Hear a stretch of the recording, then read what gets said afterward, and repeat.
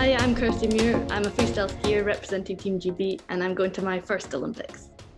I'm Dave Ryding, representing alpine skiing for Team GB, and I'll be competing at my 4th Winter Olympic Games. Hello there. First things first, Dave, congratulations on your win last weekend. That's absolutely fantastic. Yeah, thank you. It was a crazy day, that's for sure. You've been getting a bit closer and a bit closer, and so it was just fantastic that it all came together last weekend.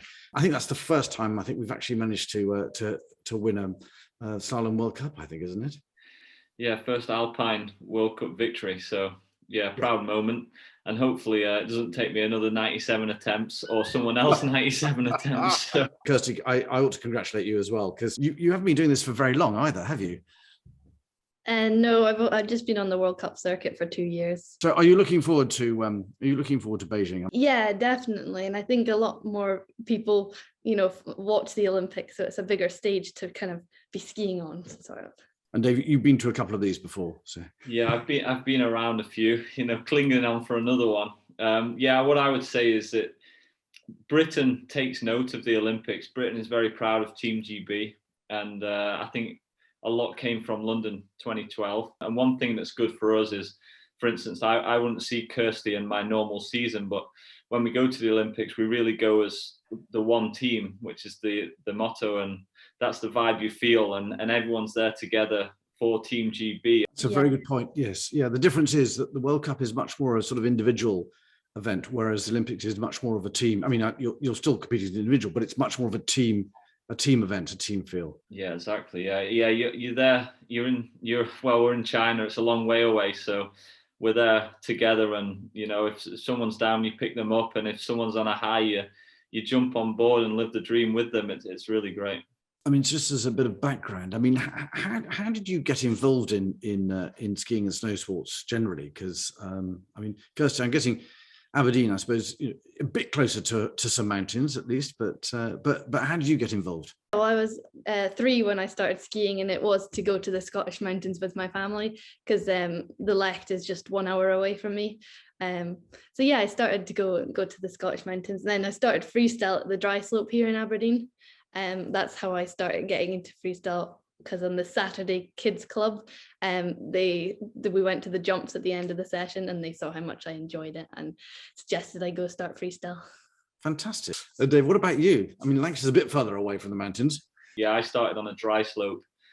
It was about 45 minutes from my house on Pendle Hill near Clitheroe, just outside Blackburn. And some reason I loved it, skiing on the plastic bristles. I thought I was awesome at freestyle because I did a 360 when I was about 15. So yeah, Kirsty's 17 and she can do all these weird, wonderful tricks that I could only dream of, and I get dizzy trying a backflip. So yeah, I knew it wasn't for me. So I stuck to the slalom and hitting red and blue sticks on twice a week at Pendle, and somehow got to where I am now. Fantastic. No, it's great. I mean, a very, very long time ago in ancient history, I went to school in Scotland. So we used to go on we were let out to go skiing on Aviemore. And I mean, without a doubt, the coldest, most miserable experiences I can ever possibly remember. Just as a matter of interest, out of all the events, are there any particular events that you think that people should look out for? Well, I think definitely, I mean, the curling team, I'm really excited myself to watch the curling as well, because we've got some, amazing teams, and they've been doing really well recently. I'm also really excited to watch the ice skating, because I feel like I really like the elegancy and the flow of it, and then definitely Dave when they're racing. What about yourself, Dave? What do you reckon?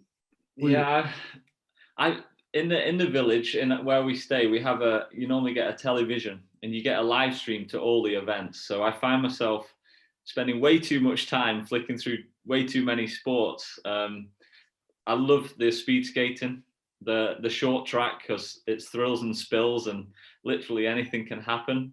That speed skating is that's an extraordinary sport, that one. But there we go. Very, very punishing. I was just wondering, in terms of your particular sports, Where has your sport really sort of